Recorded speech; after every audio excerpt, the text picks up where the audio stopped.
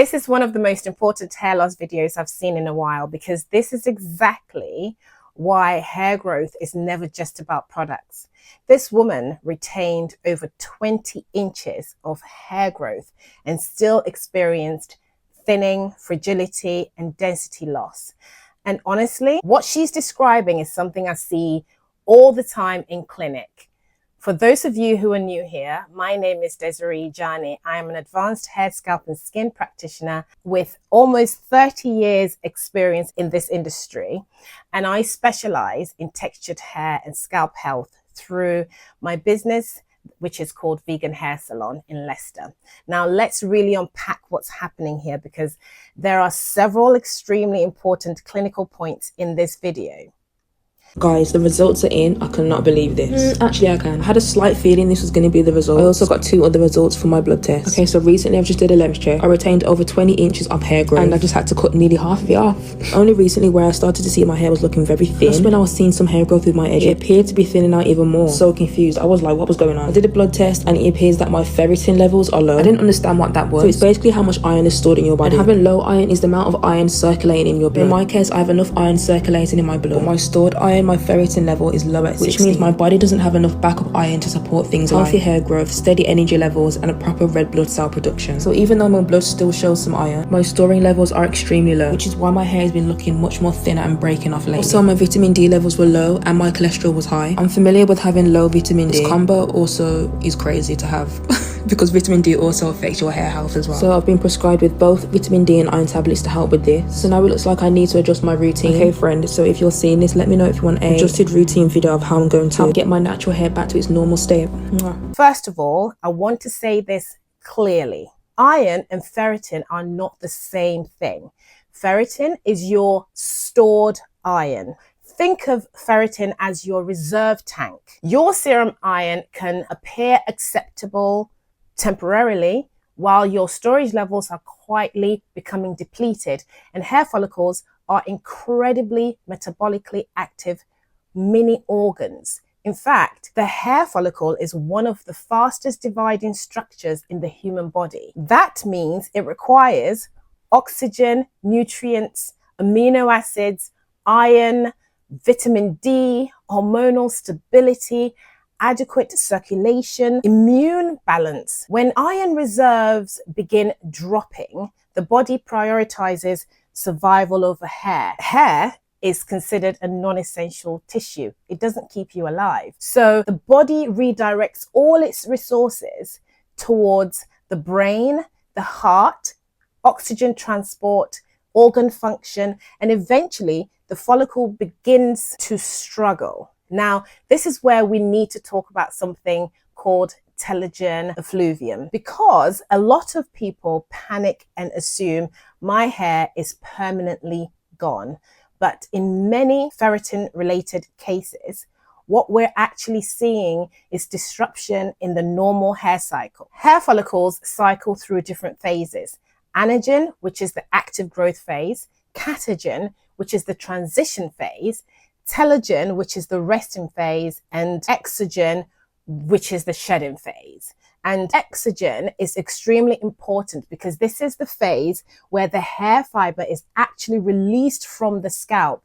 Normally, we shed around 50 to 100 hairs per day, but when the body experiences physiological stress or nutritional depletion, illness, hormonal disruption, inflammation, surgery, rapid weight loss, emotional trauma, or iron deficiency, much larger numbers of the hair follicles can prematurely shift into the telogen phase. Then several weeks or months later, the shedding becomes visible during the exogen phase. This is what I call the delayed shedding trap that people normally fall into. Most people think the hair shedding starts in the shower. Clinically, that is usually the last stage of the process. Now, you are probably thinking, so the trigger may have already happened before the shedding even started? Exactly. This is why so many patients say to me, my hair suddenly started falling out for no reason. But biologically, the trigger often happened months earlier. the follicle already recorded the disruption. Now, let's discuss the blood work, because this area creates enormous confusion online. Many people are told your iron is normal, but serum iron alone tells us very little about the follicular reserve. What clinicians may also assess includes ferritin, hemoglobin, transferrin saturation, total iron binding capacity, vitamin D, B12, folate, thyroid markers, inflammatory markers, hormonal status, because somebody can technically have normal hemoglobin while their ferritin reserves are quietly depleted. And clinically, that distinction is incredibly important for scalp and hair health. Here's where this becomes very important. This woman said her ferritin was 16. 16. And although some laboratories may class that as technically within the range, the normal range, from a trichological perspective, that is low for optimal follicular support. Many practitioners become concerned when ferritin falls below approximately 40 to 50 micrograms per litre. And some clinicians managing chronic telogen effluvium often prefer ferritin levels above 70 micrograms per litre. Now, this does not mean everybody below 70 will experience hair loss, but susceptible individuals absolutely may notice increased shedding, reduced density, shortened growth cycle, poor retention of the hair that is growing, weak regrowth, chronic diffuse thinning, increased breakage, loss of volume, reduced fiber diameter. And textured hair clients often notice this dramatically because the hair starts to look less full, less resilient, more fragile, more transparent at the ends. Now, the one thing I really appreciated in her video is that she recognized that this isn't just about products, because social media has convinced many people that every hair issue can be solved with rosemary oil, rice water, growth oils, scalp serums, protective styling. But sometimes the issue is internal physiology.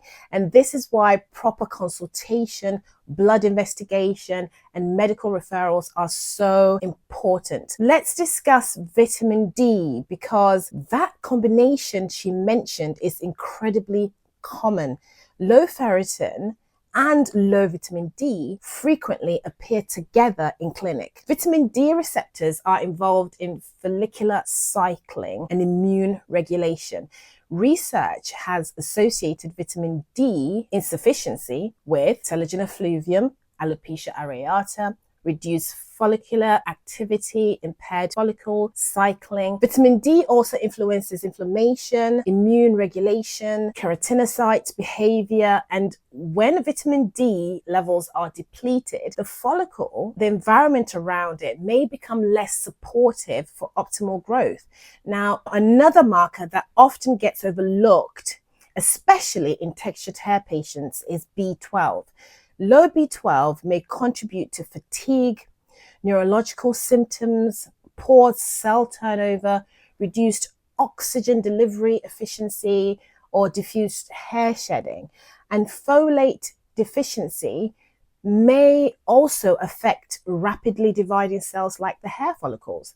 This is why proper investigation matter, because throwing random oils at a problem caused by a systemic depletion will not address the underlying physiology. Now, let's discuss breakage, because many people separate hair shedding, hair thinning, and breakage.